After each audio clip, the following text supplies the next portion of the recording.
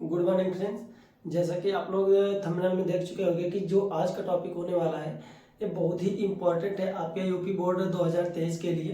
तो जो आज मैं जो टॉपिक कलेक्ट करके ले आया हूँ, मैं फुल एनालिसिस इस चैप्टर का लेकर आया हूँ और कुछ टॉपिक्स है जिसको मैं पीछे पढ़ा चुका हूँ, जो आप जा करके डिस्क्रिप्शन से उसके लिंक मिल जाएंगे, आप वहाँ से सर्च कर लेना बच्चों। बाकी के ये टॉपिक जो है बहुत ही इम्पोर्टेंट है, जो आपके बोर्ड एग्जाम में कई बार पूछे गए हैं और लगातार पूछे जा रहे हैं। तो इनका कलेक्शन मैं लेकर आया हूँ और क्या बहुत ही आसानी से आपको सारे टॉपिक में समझा करके अभी थोड़ी देर में खत्म करते हैं। तो बच्चों ये टॉपिक जितने भी यहाँ पर दिए गए हैं ये 2 से 4 नंबर में पूछे जाते हैं और लगातार कई वर्षों से ये पूछे जा रहे हैं। मतलब कि कोई ऐसा वर्ष नहीं है, किसी न किसी सेट में इनसे क्वेश्चन जरूर पूछा जाता है।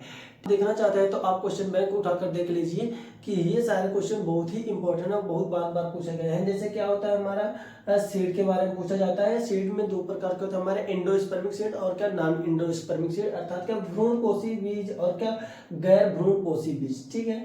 फल के बारे में पूछा जाता है, सत्य फल और क्या असत्य फल। बच्चों सत्य फल तो नहीं पूछा जाता है नॉर्मली, लेकिन फल की परिभाषा कभी कभी पूछ ली जाती है। तो सत्य फल या फल एक ही चीज है, लेकिन मुझे ये जो फॉल्स फ्रूट होता है, फॉल्स फ्रूट, फ्रूट फल या आभासी फल, इसको कई बार पूछा गया। अभी पिछली बार एग्जाम हुआ था उसमें भी क्या पूछा गया था ये क्वेश्चन। तो दोस्तों ये वाला क्वेश्चन को बहुत लोग गलत कर देते हैं, तो इसको ध्यान से पढ़िएगा। और जो है हमारा पार्थिनोजेनेसिस, अनिषेक जनन, अनिषेक फलन, असंग जनन और बहुभ्रूणता। बच्चों ये सारे टॉपिक हैं, बहुत ही इंपॉर्टेंट है आपके बोर्ड एग्जाम के लिए। तो अभी से ही इसको पूर्ण रूप से तैयार कर लो और क्या एग्जाम में बस क्या पेपर देखते ही आप लोग इसको लिख सकते हो। और ऐसे ही हर चैप्टर पर मैं वीडियो लाने वाला हूं बच्चों। सभी चैप्टर का एनालिसिस करके उसके जो इंपॉर्टेंट क्वेश्चन है जो बार बार पूछे जा रहे हैं, मैं लगातार ऐसे वीडियो में डालता रहूंगा। तो लगातार आप वीडियो में बने रहिएगा बच्चों। चलिए हम स्टार्ट करते हैं। तो सबसे पहले हम बात करते हैं सीड की। तो बच्चों सीड के बारे में हम बात करते हैं। तो जैसा कि आप पिछले वीडियो में पढ़ चुके होंगे, वहां पर मैंने बात किया था डबल फर्टिलाइजर एंड का ट्रिपल फ्यूजन, जो मेरा बच्चों 99% वाला वीडियो है, उसमें जाकर के आप चेक कर लेना, आपको मिल जाएगा। तो मैं यहाँ पर फिर से एक बार चर्चा कर देता हूँ। जैसे कोई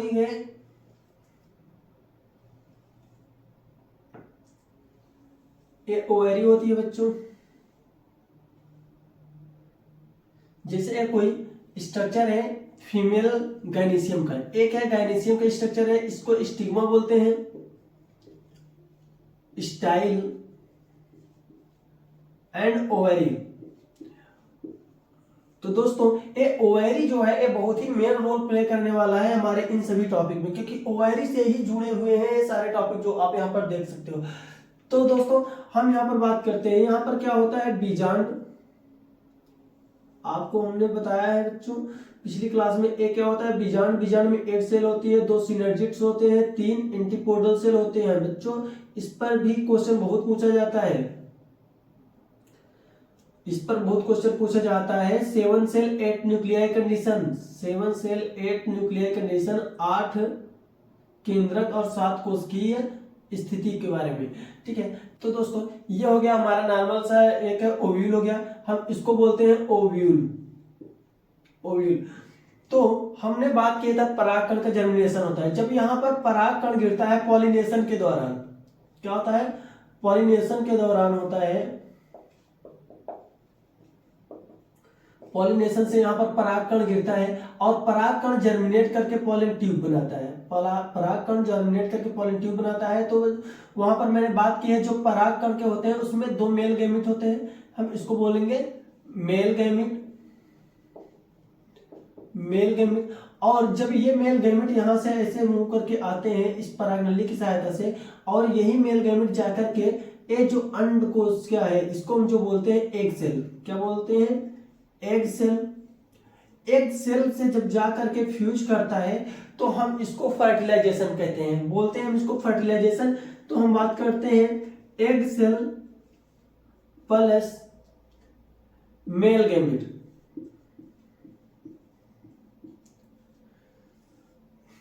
एक सेल मेल गैमीट से मिल जाता है तो इसको हम क्या बोलते हैं, संलयन। इसके मिलने की क्रिया को जो हम यहाँ पर प्लस लिख रहे हैं, इसका मतलब बच्चों ध्यान देना, इसका मतलब होता है संलयन। तो ये क्या हो गया, संलयन। और संलयन होने के जस्ट बाद जो संरचना बनती है, जो संरचना बनती है, हम उसको बोलते हैं जाइगोट। क्या बोलते हैं, जाइगोट। जाइगोट। और इस क्रिया को हम फर्टिलाइजेशन बोलते हैं। क्या बोलते हैं, फर्टिलाइजेशन। अब बात करेंगे हम सीड यहाँ पर कैसे बना। तो ये जो जाइगोट बनता है दोस्तों, ये जैसे जाइगोट बना और जाइगोट डेवलप हो जाता है, विकसित होकर के बन जाता है हमारा इम्ब्रियो। इम्ब्रियो, इम्ब्रियो मीन्स होता है भ्रूण। जो दोस्तों कोई भी सीड होता है, कोई भी सीड का वो पार्ट जो अंकुरित होकर के नए प्लांट को बनाता है, उसको हम उसका एम्ब्रियो बोलते हैं। लेकिन वो पूर्ण रूप से एम्ब्रियो नहीं होता है। तो मैं बात करता हूं, जो पूरा सीड होता है वो खुद का एम्ब्रियो नहीं, तो वो तो सीड होता है। सीड के अंदर कुछ पार्ट होते हैं जो जर्मिनेट करके एक प्लांट बॉडी बनाते हैं, हम उसको एम्ब्रियो कहते हैं। जैसा कि आप चने को खोलो, चने को जब खोलोगे तो उसका एक नुकीला सा पार्ट होता है, वहां पर थोड़ा सा संरचना होती है, उसको हम बोलते हैं एम्ब्रियो। आप मटर में देख लो, जहां से मटर अंकुरित होता है तो उसके दो कॉटिलिडन्स अलग अलग हो जाते हैं, तो उसको हम बोलते हैं एम्ब्रियो। और कंप्लीट संरचना को हम सीड बोलते हैं।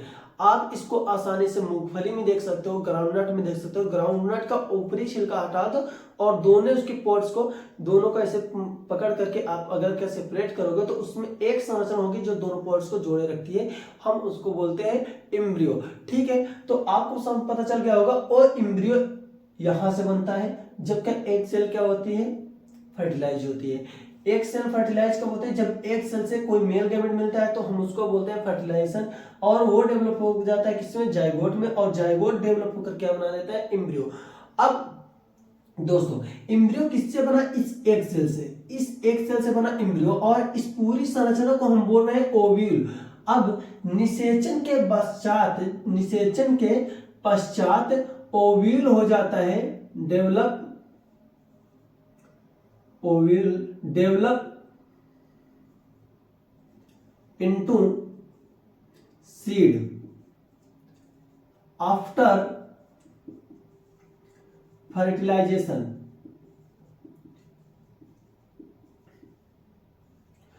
तो यहां पर हम बात करते हैं निषेचन के पश्चात बीजांड बीज में रूपांतरित हो जाता है। अर्थात जैसे ही निषेचन होता है वहां से भ्रूण का बनना शुरुआत हो जाता है। तो जैसे जैसे क्या भ्रूण बनता रहता है दोस्तों, तो वैसे ही हमारा जो का बीजांड होता है वो रूपांतरित हो जाता है बीज में। ठीक है, तो एक फ्रूट होता है, फ्रूट के अंदर सीड होते हैं, बीज होते हैं, और बीज के अंदर भ्रूण पाया जाता है। तो भ्रूण का एग्जांपल तो अभी हमने बताया। तो आप चाहे जो सीड खोलोगे तो उसके अंदर क्या मिलेगा आपको, भ्रूण। ठीक है, तो जो सीड होता है और सीड के ऊपर क्या होता है आपका, फ्रूट। अब फ्रूट कहां से डेवलप होता है, तो हम बात करते हैं, ये जो हमारा क्या है, बीजांड। देखो ये हमारा बीजांड है और बीजांड क्या बना रहा है, हमारा बीज। तो बच्चों याद करके रखना, बीजांड, बीजांड ही डेवलप होकर के क्या बना देता है, बीज। अब कब विकसित होता है, निषेचन होने के पश्चात। तो निषेचन होने के पश्चात बीजांड बीज में रूपांतरित हो जाता है और उसी को हम क्या बोलते हैं, बीज या बीज के निर्माण। ठीक है, तो ये बन गया हमारा बीज।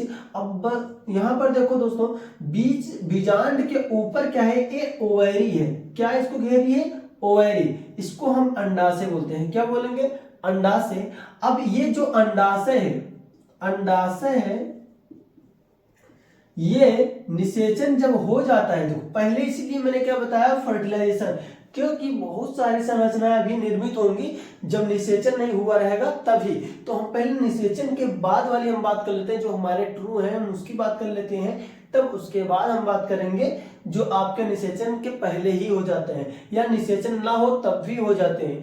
तो यहाँ पर देखिए दोस्तों, ए क्या है, ओवरी, अंडाशय। और अंडाशय निषेचन के पश्चात रूपांतरित हो जाता है फल में। मतलब क्या है कि जब क्या यहाँ पर निषेचन होता है, भ्रूण का निर्माण होता रहता है और बीजांड हमारा बीज में रूपांतरित होता रहता है और जो हमारा अंडाशय है वो फल में रूपांतरित होता रहता है। एक साथ भ्रूण का और क्या बीज का और क्या फल का निर्माण होता रहता है, भ्रूण, फल और बीज का निर्माण होता रहता है। तो ठीक है, तो हम चलते हैं अब यहाँ पर क्या बीज की परिभाषा लिखते हैं। बीज की परिभाषा लिखने से पहले हम बात करते हैं दोस्तों, यहाँ पर क्या ये हमारा क्या इंडोस्पर्म यहाँ पर बनता है, क्या बनता है यहाँ पर इंडोस्पर्म। अब इंडोस्पर्म वाली क्लास आप पिछली क्लास में जाकर देख लीजिए, उसका लिंक आपको डिस्क्रिप्शन में मिल जाएगा दोस्तों, वहां से आप देख लीजिए, जरूर चेक कीजिएगा, क्योंकि इसका क्वेश्चन भी बहुत पूछा जाता है। ये जो हमारा होता है बीजांड की संरचना का क्वेश्चन भी बहुत पूछा जाता है, तो इसलिए ये भी बहुत इंपॉर्टेंट है। तो आप डिस्क्रिप्शन से आप चेक करके वहां से आप इसको लिंक को देख सकते हैं, ठीक है। तो अब देखिए, जब ये डेवलप होने लगेगा तो ये क्या है आपका यहाँ से जाइगोट बना। अब जाइगोट डेवलप होने लगा तो ये बनाएगा क्या भ्रूण, और भ्रूण जब बनने लगेगा तो उसको चाहिए होता है न्यूट्रिशन, उसको चाहिए होता है न्यूट्रिशन, क्योंकि विदाउट न्यूट्रिशन के वो कुछ नहीं करेगा।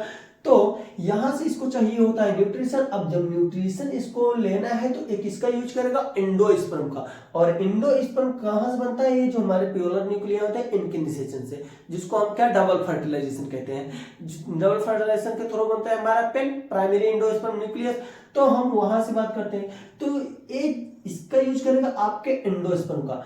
तो जब भ्रूण का पूर्ण रूप से डेवलपमेंट हो जाता है, जब भ्रूण का पूर्ण रूप से डेवलपमेंट हो जाता है तो भ्रूण यूज कर रहा है किसका, भ्रूणपोष का। अगर भ्रूणपोष बच जाता है थोड़ा बहुत, अगर भ्रूणपोष बच जाता है थोड़ा बहुत, तो उसको हम बोलते हैं इंडोस्पर्मिक सीड। अगर भ्रूणपोष बचा रहता है तो हम उसको बोलते हैं इंडोस्पर्मिक सीड। अगर भ्रूणपोष पूर्ण रूप से खत्म हो जाता है तब हम उसको बोलते हैं नॉन इंडोस्पर्मिक सीड। तो इसको आप पिछली वीडियो से भी चेक कर सकते हो, वहां पर एकदम डिटेल में मैंने बात की है कि अगर ये इंडोस्पर्म अगर पूर्ण रूप से यूज कर लिया जाता है, प्रयोग कर लिया जाता है डेवलपिंग एम्ब्रियो के द्वारा, मतलब विकसित हो रहे भ्रूण के द्वारा, तब हम उसको बोलते हैं नॉन इंडोस्पर्मिक सीड। अगर क्या पूर्ण रूप से यूज होता है, अगर पूर्ण रूप से यूज नहीं हुआ रहता है तो हम उसको बोलते हैं इंडोस्पर्मिक सीड। तो हम पहले सीड के बारे में लिख लेते हैं। सीड क्या होता है,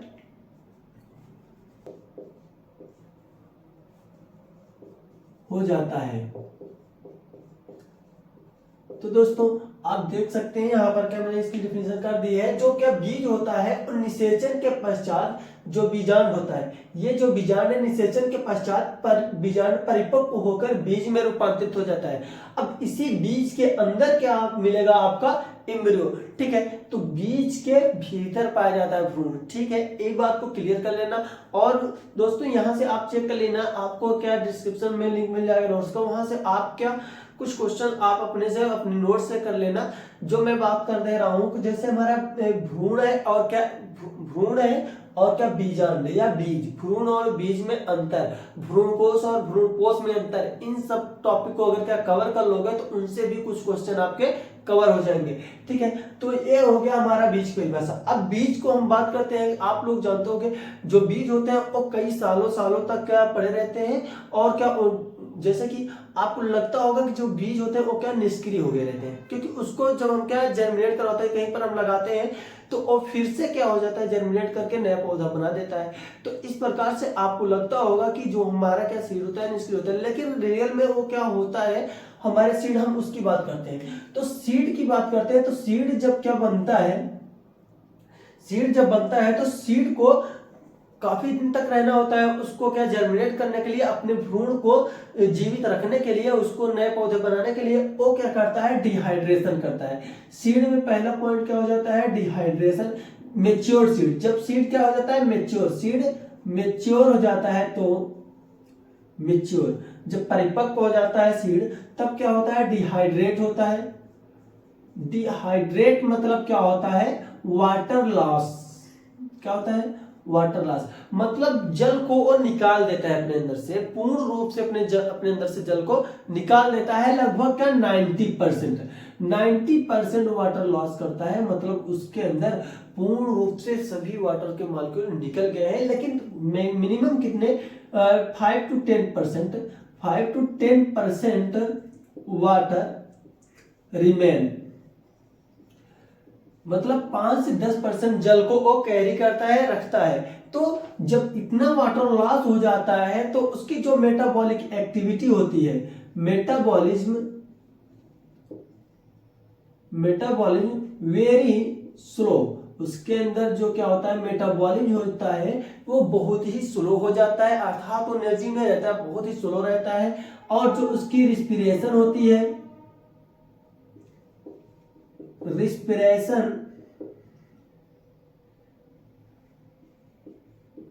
रिस्पिरेशन जो होती है वो चलती रहती है बहुत स्लोली।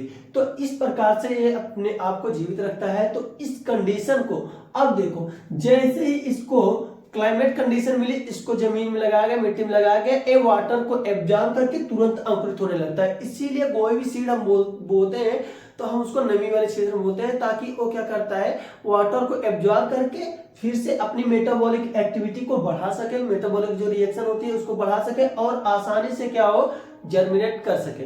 तो हम इसका यूज करते हैं वाटर के लिए। तो जैसे इसको क्लाइमेट कंडीशन मिलेगी, ये फिर से क्या करेगा जर्मिनेट। तो दोस्तों इसको ध्यान देते रहना। मैंने क्या एक बहुत बड़ा टॉपिक यहाँ पर कवर किया है। आपको कभी कभी क्वेश्चन में मिल जाता है डोरमेंसी या प्रसुप्ति, क्वेश्चन पूछा जाता है डोरमेंसी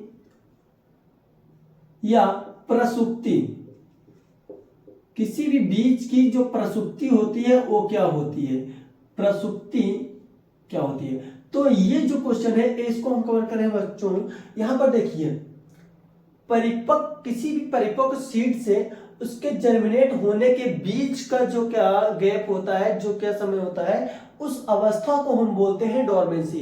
किसी परिपक्व बीज के उसके अंकुरित होने से पहले के समय को, उनके अंकुरित होने से पहले की अवस्था को हम क्या बोलते हैं डोरमेंसी, जिसमें वो क्या रहता है उसकी मेटाबॉलिक रिएक्शन क्या होती है बहुत स्लो होती है और रिस्पायरेट करता रहता है, और उसके अंदर क्या जो वाटर होता है एकदम लॉस होता है, वाटर की एकदम कमी आ जाती है। ठीक है, तो ये चीज यहां से आप कर सकते हो प्रसुप्ति को।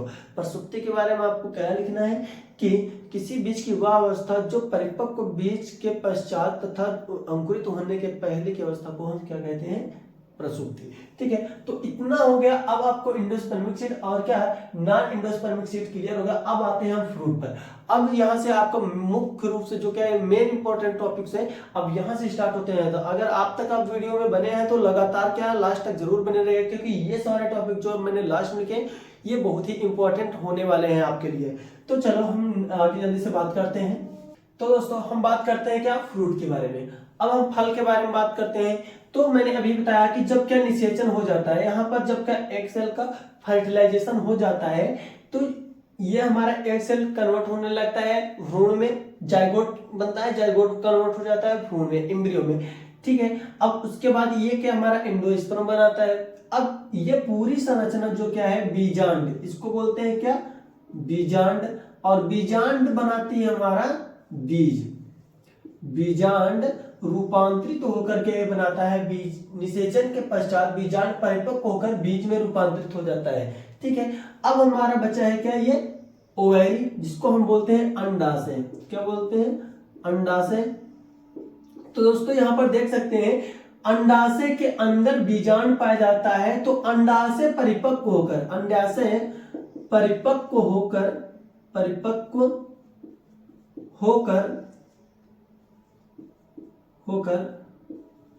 फल में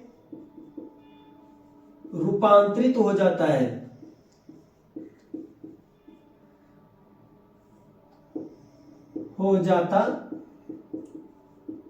तो दोस्तों यहां पर देख सकते हैं कि अब ये फल बना, अंडाशय बन गया है फल।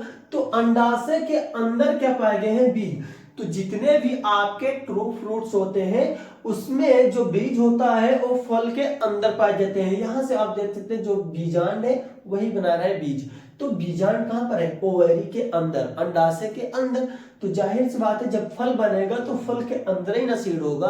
तो हम उसकी बात करते हैं। अब अंडाशय के बारे में हम लिखते हैं। अब देखिए अगर निषेचन नहीं हुआ होता तो ये फल अभी ना बनता। तो एक फल की हम बात करें नॉर्मल फल की, तो अभी हम बात करेंगे कुछ ऐसे भी मतलब फल बन जाते हैं जिसमें क्या निषेचन नहीं होता है तब। ठीक है, तो हम देखो इसी को अंडाशय से जब फल का निर्माण होता है तब हम उसको सत्य फल या फल कहते हैं, ठीक है।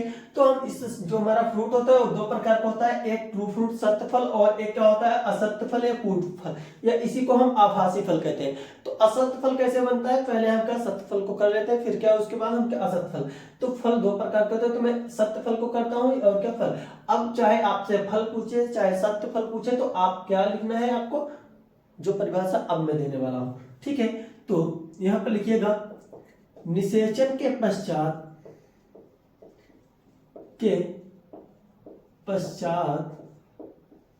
अंडाशय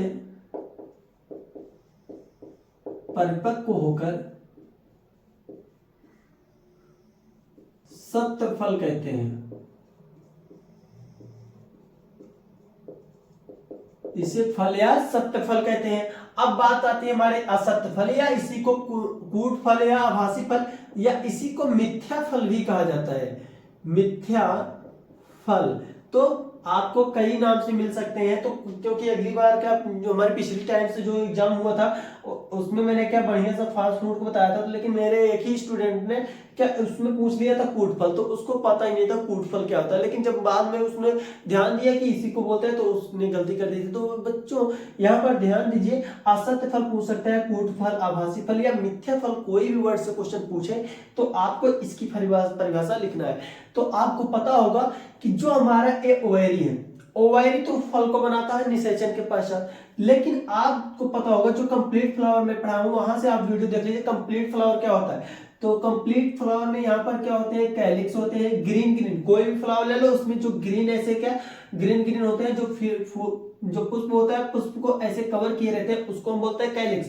अब उसके नीचे थोड़ा सा ऐसे स्वालेन भाग होता है, जो ऐसे स्वालेन भाग होता है उसको हम थैलेमस बोलते हैं। ये जो थोड़ा सा मोटा और फूला हुआ भाग होता है हम इसको बोलते हैं पुष्पासन। क्या बोलते हैं, पुष्पासन, थैलेमस, थैलेमस बोलते हैं। तो दोस्तों यहां पर अभी आपने देखा कि जब फल का निर्माण कहां से होता है, हमारे अंडाशय से, तो अब हम उसको बोलते हैं सत्य फल या फल बोलते हैं। लेकिन हमारे असत फल का निर्माण कहां से होता है, तो जब क्या अंडाशय के सिवाय, जब अंडाशय के अलावा किसी अन्य भाग से फल का निर्माण हो जाता है तब हम उसको बोलते हैं असत्य फल। तो दोस्तों यहाँ पर सिंपल सी बात है, एकदम ध्यान से पढ़िएगा। जो ये हमारा अंडाशय है, अंडाशय परिपक्व होकर के फल बनाता है, ठीक है। अब अंडाशय को छोड़ दीजिए, इतना पार्ट, ये जो अंडाशय जो फीमेल पार्ट है इसको छोड़ दीजिए। इसके अलावा चाहे ये थैलेमस से चाहे कैलिक्स या कोरोला से अगर फल का निर्माण हो जाता है तब हम उसको बोलते हैं असत्य फल। तो जब असत्य फल में आप लिखिएगा, जब को आभासी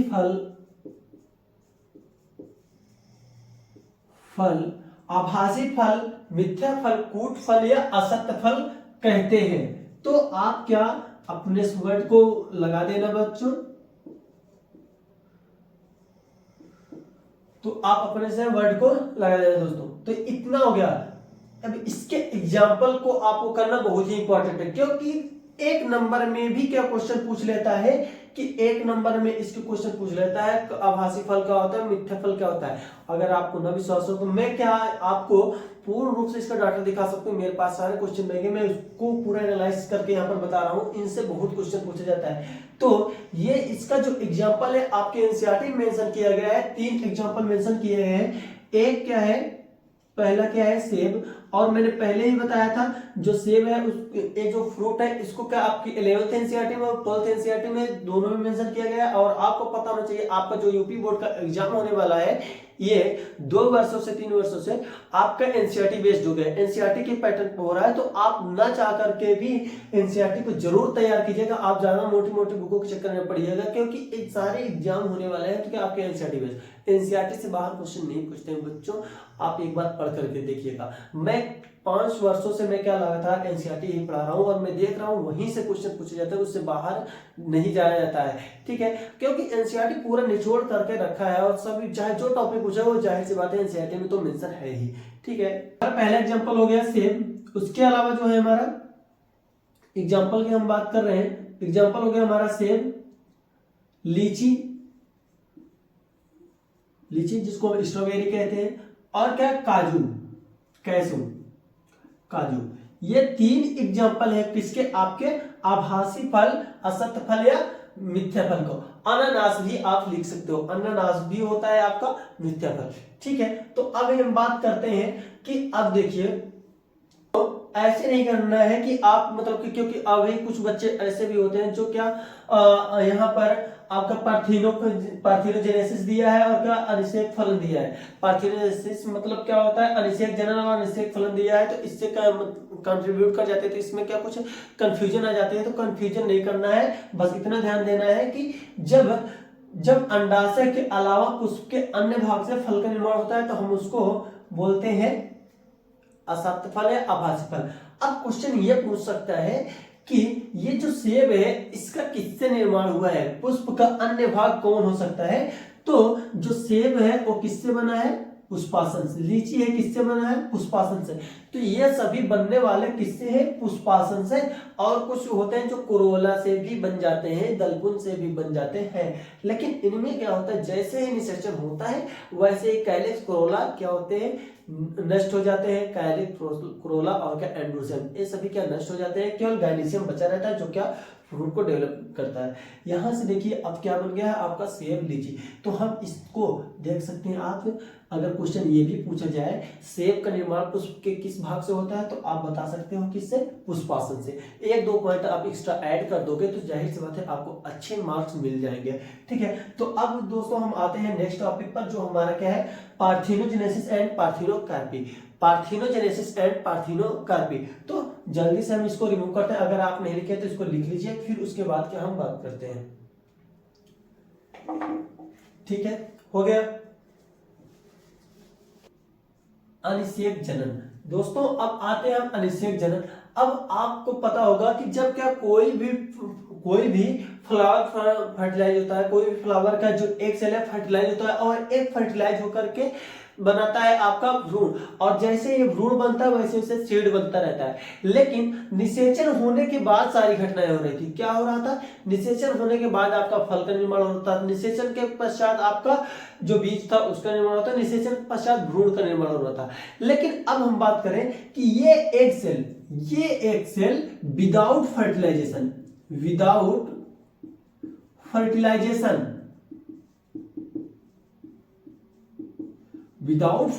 अगर कन्वर्ट हो जा रहा है इसमें इम्ब्रियो में, तो हम इसको बोल देते हैं, अगर क्या जो एक सेल है अंडकोश का है बिना निषेचन के ही भ्रूण का निर्माण कर दे रही है, तो हम उसको बोलते हैं आपको अनिषेक जनन। क्या बोलते हैं वो दोस्तों, अनिषेक जनन।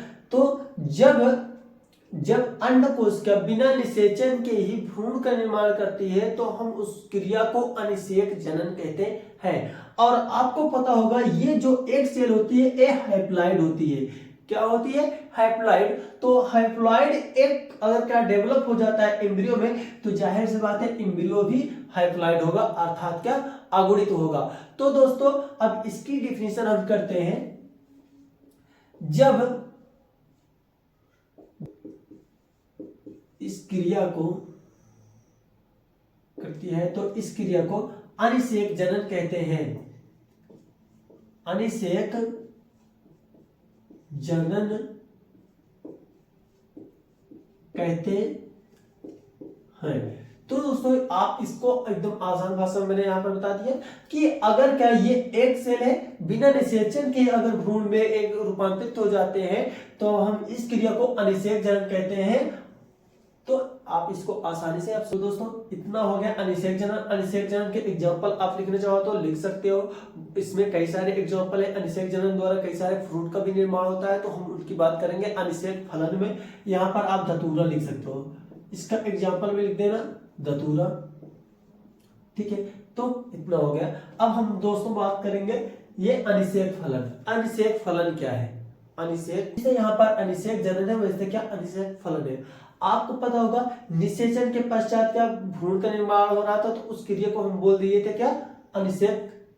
निषेचन के पश्चात अगर भ्रूण का निर्माण हो रहा था तो हम उसको बात कर लिए थे, हमारा जो क्या जनन था। ठीक है।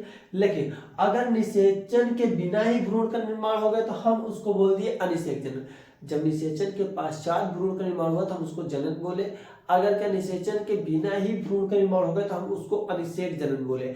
लेकिन अब आप देख सकते हैं कि यहाँ पर बिना निषेचन के ही ओवरी परिपक्व हो जा रहे, किसमें, फ्रूट में। बिना निषेचन के ही, अभी निषेचन नहीं हुआ है, अभी निषेचन नहीं हुआ है, तो ये जो अंडाशय है ये परिपक्व हो जा रहा है किसमें, आपके फल में, किसमें, फ्रूट में। तो दोस्तों ये मतलब मत समझना कि अभी निषेचन नहीं हुआ है तो फल बनने के बाद निषेचन हो जाएगा, नहीं होगा। जब निषेचन के बिना ही अंडाशय फल में रूपांतरित हो जाता है तो उस क्रिया को अनिषेक फलन कहते हैं। क्या बोलते हैं दोस्तों, अनिषेक फलन। सिंपल सी भाषा है, बिना निषेचन के ही फल के निर्माण को हम बोलते हैं अनिषेक फलन, ठीक है। बिना निषेचन के ही फल के निर्माण को हम अनिषेक फलन बोलते हैं। आपको समझ में आ गया होगा, आप खुद से भी लिख सकते हैं, तो मैं यहाँ पर लिख कर आपको दिखा सकता हूँ, ठीक है। तो हम इसको अब अरेंज कर दें, इसका कोई आवश्यकता नहीं है, जरूरत पड़ेगी तो मैं फिर से इसको बना लूंगा।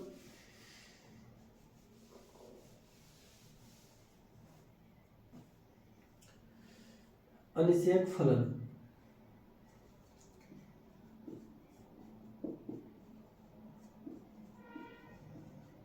अनिषेक फलन। तो दोस्तों यहां पर हम लिखेंगे जब,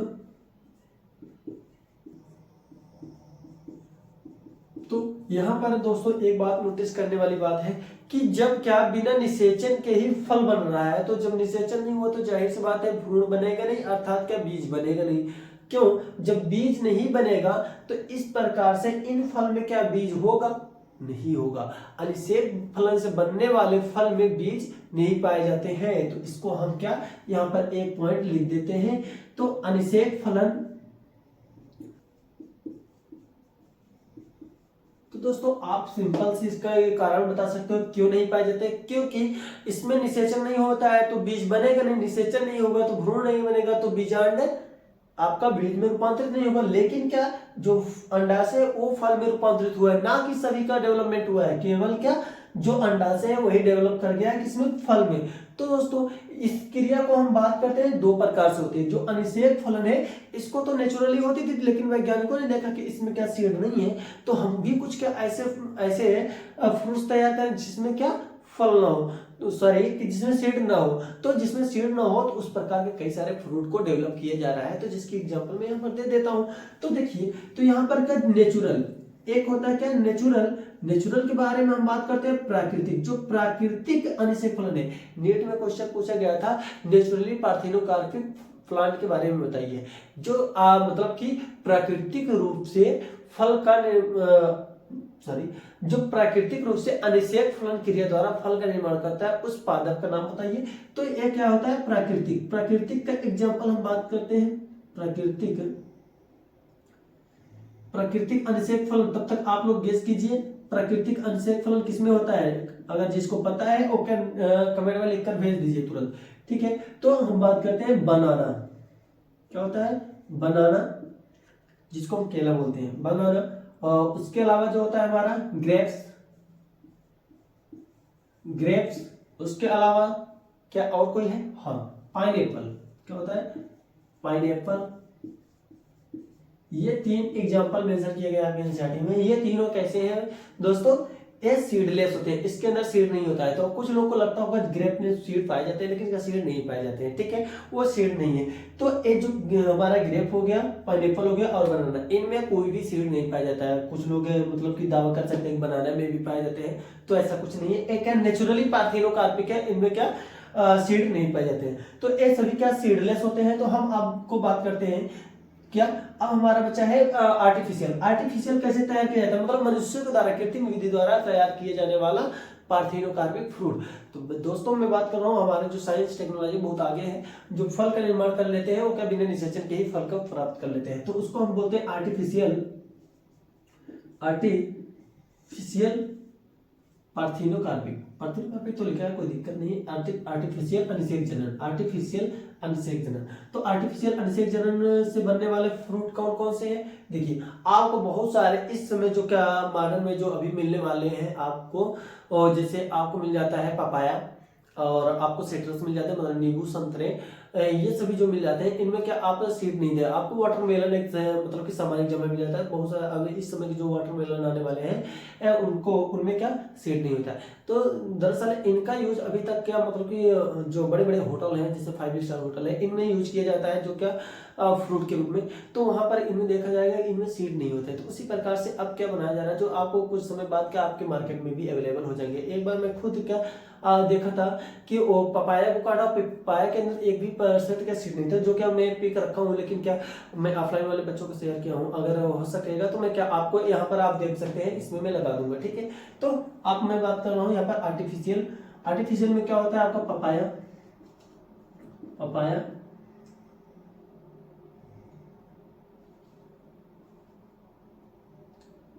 वाटरमेलन,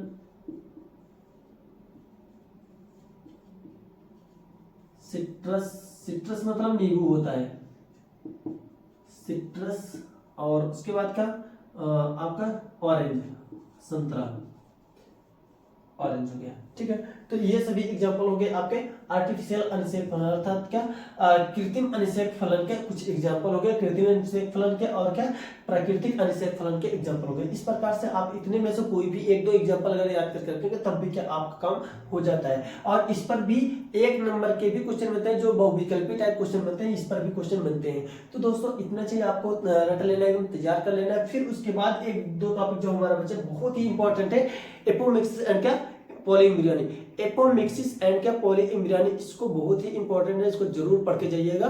तो मैं यहाँ पर बात करते हूँ, जैसे आप क्या इतनी देर वीडियो में 2 मिनट और बने रहिए, आपको पूरी चीज यहाँ पर एपोमिक्सिस और क्या पॉलीइम्ब्रियोनी भी क्लियर हो जाता है। बहुत ही सरल है, लगता है हार्ड है, लेकिन क्या हार्ड कुछ नहीं है, सब कुछ एकदम सरल है, ठीक है। अगर कहीं पर भी हार्ड मिल भी रहा है, लेकिन यहाँ पर बिल्कुल एकदम बायोलॉजी एकदम सरल है, ठीक है। तो हम बात करते हैं अभी यहाँ पर, तो इतना हो गया, आप इसको कर लीजिए, फिर उसके बाद हम आगे चर्चा करते हैं।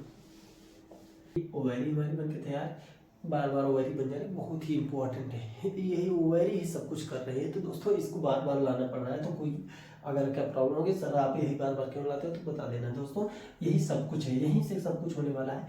तो यहाँ पर मैं बात करता हूँ, ये देखिए, ये यहाँ पर होती है एक सेल, जरूरी इनको सबको नहीं है, हमको एक ही सर जरूरी है, तो मैं एक अकेले को बनाता हूँ, ठीक है, तो और किसी को नहीं लेता हूँ। एक क्या होते हैं हमारे एक सेल, ठीक है। और एक चीज यहाँ पर देखिए दोस्तों, यहाँ पर क्या होता है आपका जो न्यूक्लियस सेल होती है, तो यहाँ पर कुछ कोशिकाएं मैं भर देता हूँ, इसको हम बोल देते हैं न्यूक्लियस सेल।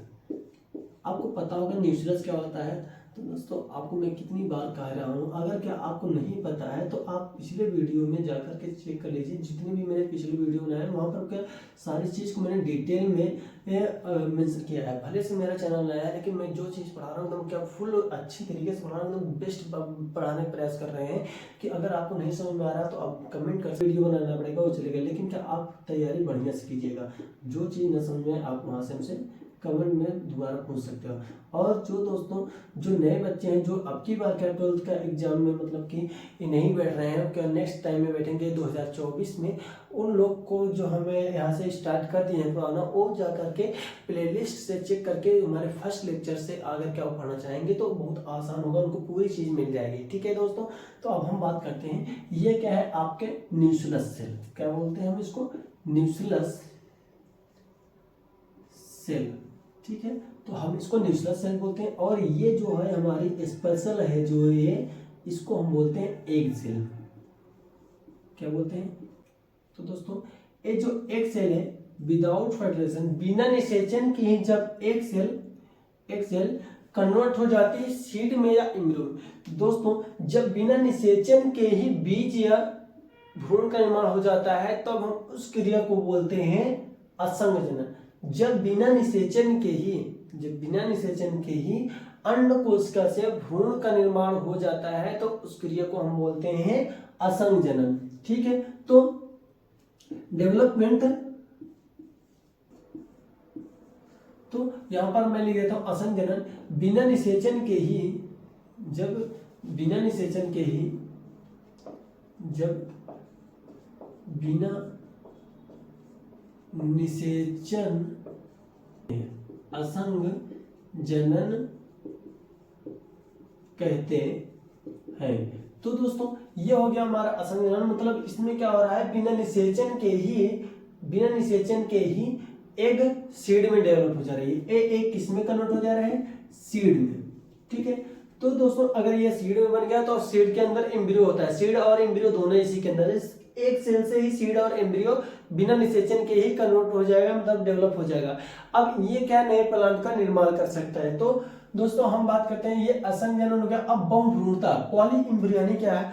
तो दोस्तों पॉलीइम्ब्रियोनी की खोज करने वाले हमारे वैज्ञानिक थे एंटोनी वॉन लीeuwenhoek। इसकी खोज किसने की थी, एक क्वेश्चन में पूछा जाता है, एंटोनी वॉन लीeuwenhoek। एंटोनी वॉन लीeuwenhoek नामक वैज्ञानिक ने बहुभ्रूणता की खोज की थी।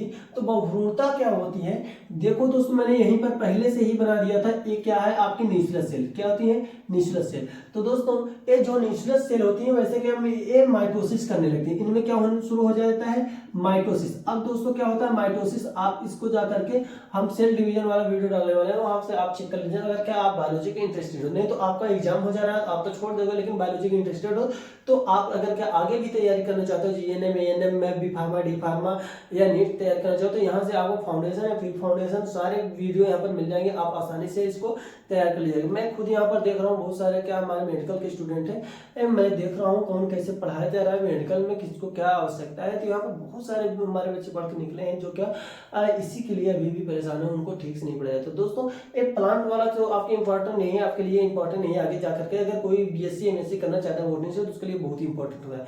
अगर लेकिन दोस्तों जो नीट तैयारी करने वाला उसके लिए भी बहुत इंपॉर्टेंट है। लेकिन जिसको क्या मतलब कि नर्सिंग करना है या जो आपके मतलब कि प्राइवेट कॉलेज है, GNM, ANM, DNM, D pharma जिसको करना है, तो वहाँ पर ज्यादा करके ये सारी चीज नहीं होती है। वहाँ पर क्या आपको एनिमल फिजियोलॉजी और एनाटॉमी बहुत ही इंपॉर्टेंट रखता है।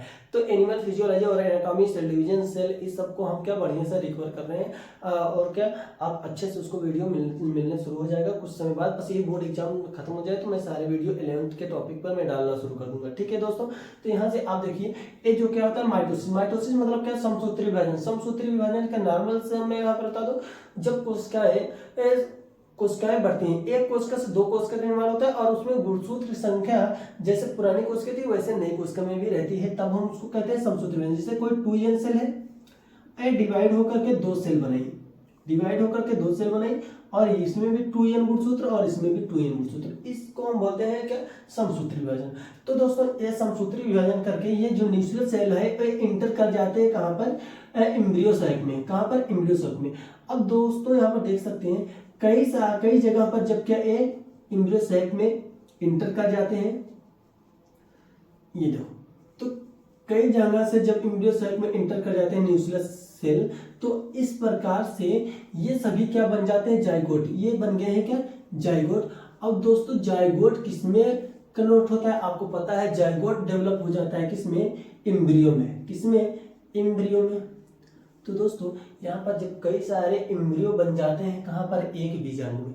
जब एक से अधिक एम्ब्रियो, देखो जब एक से अधिक एम्ब्रियो एक बीजाणु में बन जाते हैं तो हम उसको बोलते हैं बहुभ्रूणता। बहुभ्रूणता एकदम सिंपल सा टॉपिक है दोस्तों, जिसकी खोज एंटोनी वॉन लीeuwenhoek ने की थी। इसमें क्या होता है, जब एक से अधिक भ्रूण का निर्माण एक ही बीजाणु में होता है तो हम इस स्थिति को बहुभ्रूणता कहते हैं। तो यहाँ पर मैं लिख देता हूं, जब एक से, तो इसे बहुभ्रूणता कहते हैं।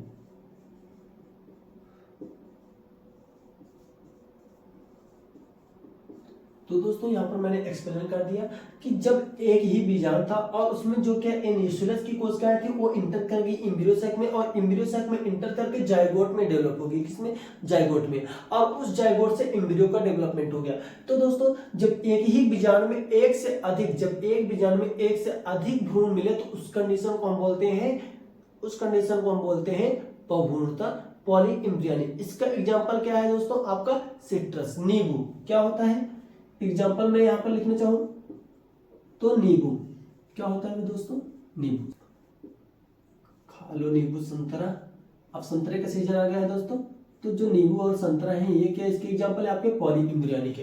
तो दोस्तों अगर आप लास्ट तक बने हैं इस वीडियो में तो शायद आपको पता होगा कि ये बहुत ही इंपॉर्टेंट टॉपिक है। आप जाकर के आप इसको अपने जो क्वेश्चन बैंक है वहां से आप चेक कर लीजिएगा कि ये इंपॉर्टेंट है कि नहीं, क्योंकि बार बार क्वेश्चन पूछे गए। तो दोस्तों अगर आप लास्ट तक देखे हो तो इसके लिए आपको बहुत ही धन्यवाद। और मैं बात करता हूँ ऐसे ही वीडियो अब लगातार आपको मिलते रहेंगे, और जो जब तक आपको बोर्ड की एग्जाम अब क्या लगभग हाँ 20 दिन अभी बाकी हैं, 20-22 दिन बाकी हैं, तो तब तक क्या आप अगर लगातार देखते रहिएगा तो दोस्तों मैं सारे टॉपिक मैं कवर कर दूंगा, बहुत ही इंपॉर्टेंट। मैं जितना बता रहा हूँ, जितने टॉपिक मैं कवर करने वाला हूँ, मैं खुद उसको एनालाइज करके मैं पढ़ा रहा हूँ। तो बच्चों आप आसानी से वहां पर क्या 50% मार्क्स जरूर ऑब्टेन कर सकते हो। 50% मतलब कि इतने कम समय में 50% मार्क्स आप क्या ला सकते हो, जितना मैं पढ़ा रहा हूँ उतने से। तो दोस्तों आप क्या सभी वीडियो को चेक कीजिए, और अगर क्या आपको ये वीडियो अच्छा लगा है तो इसको लाइक, सब्सक्राइब और क्या शेयर जरूर कीजिएगा दोस्तों। और क्या लगातार आपको इसके वीडियो मिलते रहेंगे। ठीक है दोस्तों, तो बने रहिए, लगातार मिलते हैं फिर से नए वीडियो के साथ।